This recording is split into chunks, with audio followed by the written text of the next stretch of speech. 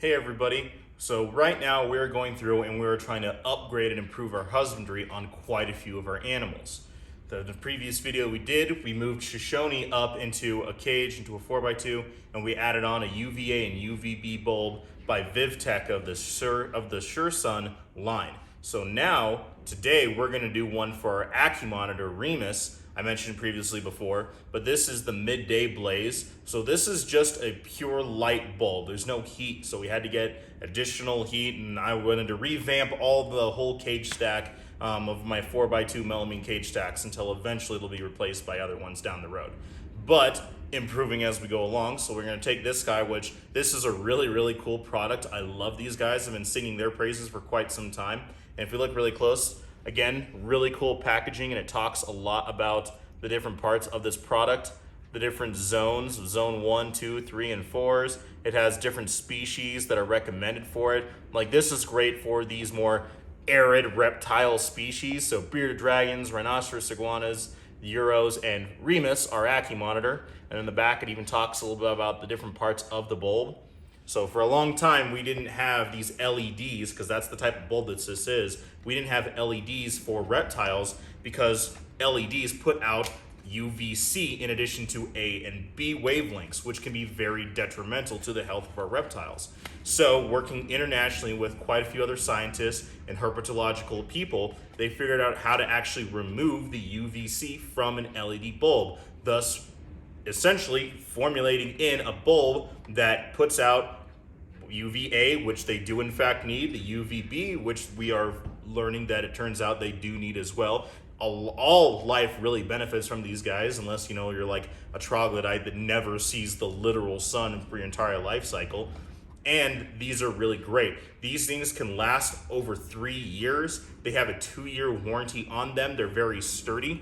These are used in some dwarf monitor cages that, if any of you guys keep lizards out there, they can be a little destructive, not intentionally, but they can be. They like to pull bulbs down, they like to rip out stuff, they love to dig, and so that's why this thing is pretty hardy. I can sit here and do this and it'll work just fine.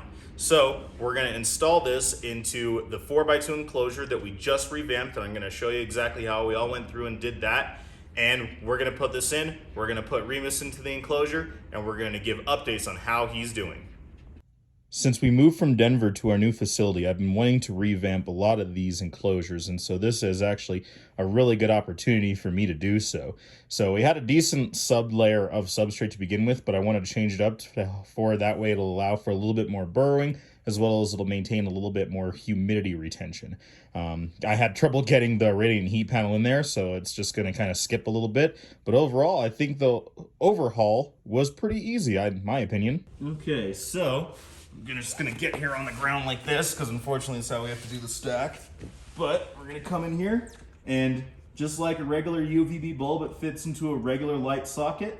There we go. So we have UVB cranking here. I will probably add an additional daylight halogen light in here just for more bright light. It's pretty bright in here with that, but I'm gonna put another one in here for just kind of additional light. So we have this big radiant heat panel that's gonna provide the heat that Remus needs. And now we have this. So I'm probably just, now that I have this all looking out, I kind of want to add just another little light halogen light. So I'll probably install another one maybe over here or close. Yeah, probably over here on the other side of this panel just to give it a little bit more light. But let's get Remus in here. Sorry, buddy, I know you've been cooped up in here. It took me a little bit longer to install that panel than I would like. So here's our red Ackie monitor lizard. A little bit of a rescue, as you can see. Wasn't kept properly. A lot of people don't know how to keep these guys quite right. Missing some toes. They think, oh, it's the middle of Australia. He needs that super high heat, doesn't need a lot of water. Well, it turns out it's not exactly how reptiles work, so he's missing some toes, unfortunately. So we're gonna get him in here. There he goes. We'll get him in here. He'll get nice and settled. And again, I'm going to get that, actually, I'm gonna switch that. There we go. And I'm gonna get probably another halogen bulb in here to brighten up for you guys. And I'm gonna maintain and monitor and watch him to see how his behavior changes and see how he's doing with this North Shore sun, as well as with this awesome UVA and UVB light spectrums to see how his behavior changes and how he's doing. So obviously, when we first put him in, he immediately went and sat under the bulb and the heat panel because he had been out for a little while and he was trying to warm up again. So, that was obviously what's going to first happen if we're sitting here watching his behavior. But after he warmed up, he started moving around, acting like the typical monitor behavior. And unfortunately, you can see me a lot of the time, kind of keeping an eye on him, watching him, as well as just having the camera set up. And, again, this whole thing happened over the course of several days because the very first day that I put him back, he's obviously just going to spend a lot of time just kind of warming up and then checking out the whole new thing, because even though a lot of it's very similar, like I reused a lot of the rocks, the hides, the branches, and even a little bit of the substrate, everything had been moved around and re-upped. And so he was spending a lot of his time going around, checking it out, digging in and throwing his water everywhere, and then going and rewarming up. It was kind of interesting actually to watch him kind of reacclimate, because before, how we had it set up, he had a big UVA and daylight bulb, and then the UVB bulb on one side, and then he had a little bit of heat over on the other side. But it was really just kind of like zoned in one specific spot, where one spot was a really high hot spot where he wouldn't spend a whole lot of time. He'd get close to it, but he would never be directly under it because it would get a little bit extra hot because of the proximity of the heat bulb. But with this radiant heat panel, it's a wider hot spot that takes a little bit longer to warm up, but overall has a wider area for him to actually decide to bask in. And so it was really interesting. This was about a week or so of recording and just kind of, picking out little spots of the bit of filming and watching him do this, where he would spend a lot of time directly under the sure sun, as well as different areas depending on the time of day and how warm it was in the building, depending on where it was in the heat panel. You can look in the actual video, you can see that 100-watt heat panel right there. The hottest part are on those rocks over there on that one side, as well as the stack of the cages that we have. That's the hotter side, and then the other side is the cooler side. And so in the morning, he wouldn't come out immediately when the heat and the lights would kick on for the daylight. It would be about half an hour to 45 minutes before he would come out. He would usually be under that little log right dead center, and then he would come out and then sit, and then first thing in the morning, right under the sure sun, half on the log, half on the rock. And then throughout the rest of the morning, he would kind of move around a little bit, mostly spending his time on that warm side.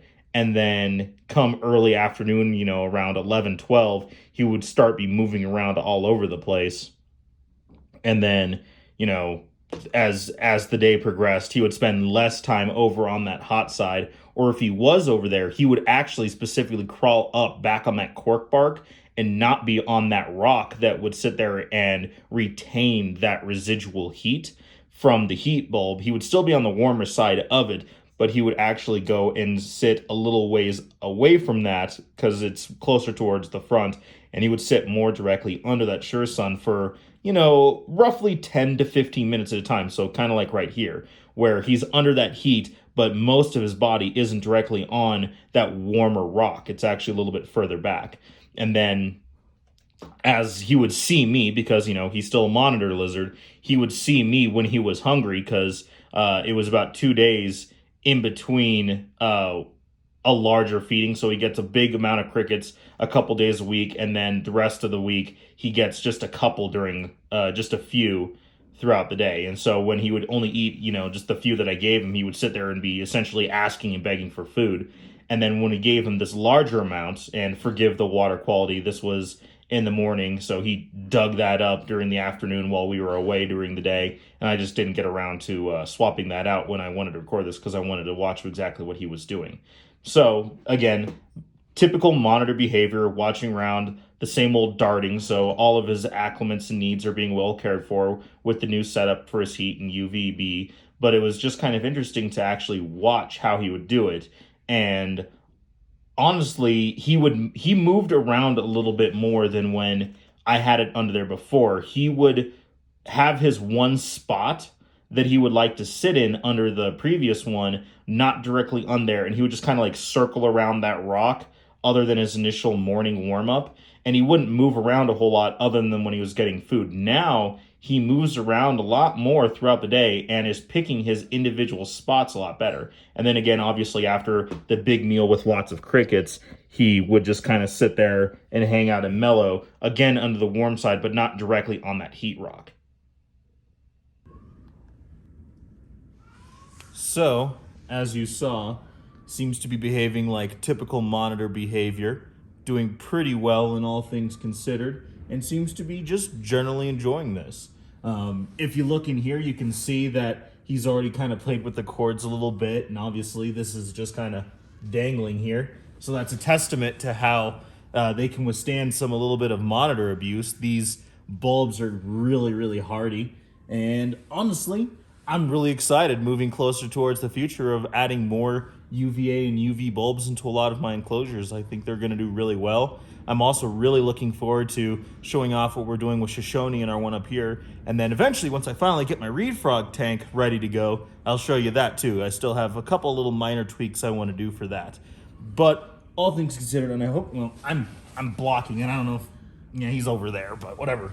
I came over here, down here, to say I actually have him on camera while I talk about this, but he's still an animal. He does what he wants to do. I'm not going to make him do anything he doesn't.